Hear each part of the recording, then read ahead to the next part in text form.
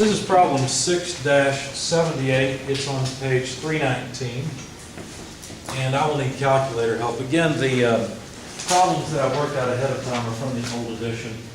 And so the principles are the same, but I'll have to update my examples.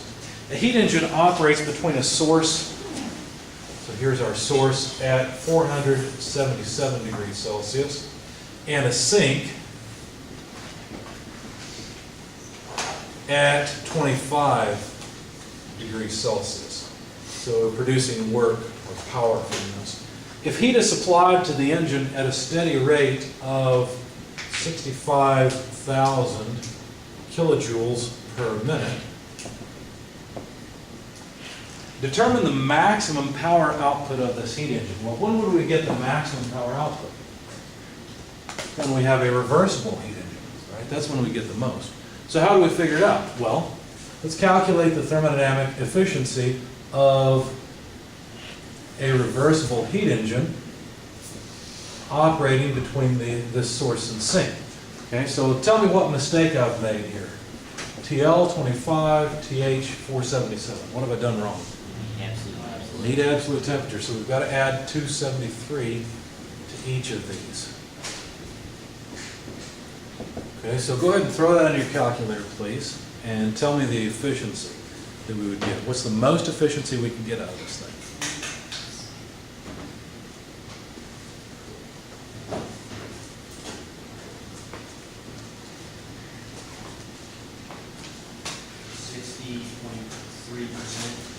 Anyone second that? 60.3%?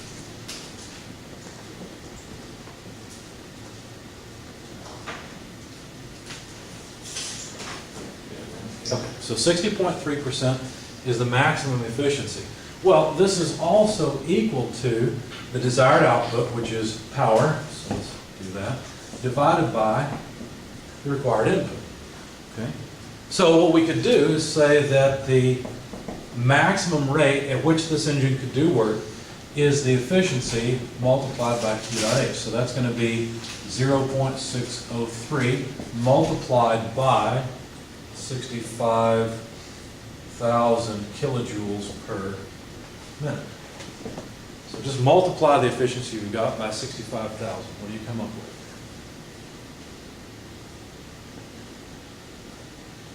$39,173.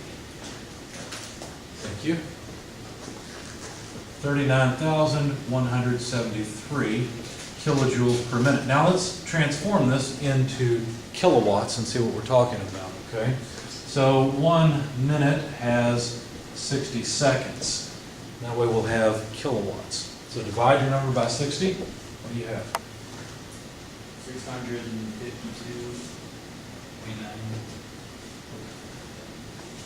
652.9. That sounds odd to me, but no, that would be okay. All right. So this would be kilowatts. All right. Is this fairly big or fairly small? Depends if you're charging a toaster or... Right. Are we powering a car here, or what are we doing? Let's find out. Let's convert that to horsepower. So look at the back of your book and look at the power. Our conversion factor. Like for kilowatts, there's 1 horsepower for every 0.7457 kilowatts. So if we divide by 0.7457, we'll get horsepower. A nice daily driver. Yeah, that would be a really nice daily driver, wouldn't it? That'd be what, a McLaren F1 or something? Be something hardy. Something very hardy. There's a guy, I don't know who the guy is. I think he's got it for sale. He drives around in the military.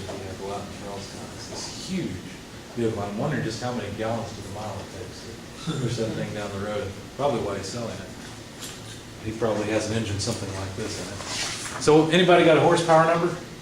875.